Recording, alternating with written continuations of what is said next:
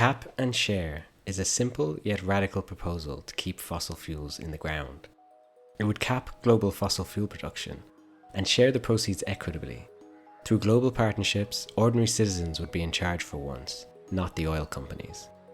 However, in a world full of rivalries, growth obsessions, and geopolitical tensions, countries are unlikely to implement cap and share on their own in one fell swoop. So how do we start a systemic phase-out of fossil fuels? The will amongst ordinary people is already there. Research indicates that a majority of people around the world would favour a global, equal rights-based approach to mitigating climate change.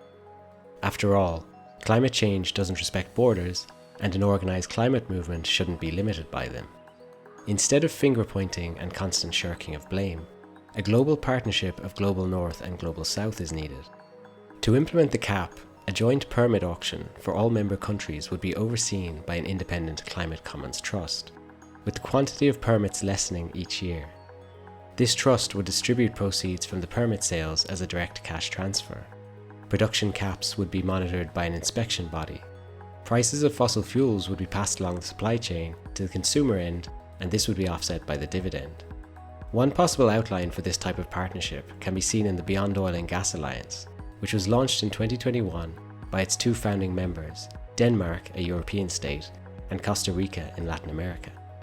As one briefing paper states, this marked the first time governments formed a diplomatic alliance explicitly aimed at keeping oil and gas in the ground. While the Beyond Oil and Gas Alliance in its current form doesn't go far enough, this model of partnering Global North and Global South countries provides a real-world template for how cap and share could be implemented. It is an adaptable model that could grow country by country or region by region. The radical transition away from fossil fuels would need to continue at full speed at the same time. This would include state-funded mass retrofitting of housing, installation of community renewable energy, improved affordable public transport, and many other measures. Basic energy consumption can be protected from price rises, as happened in many European countries after the Russian invasion of Ukraine in 2022. Those with low carbon footprints would even come out with a net benefit.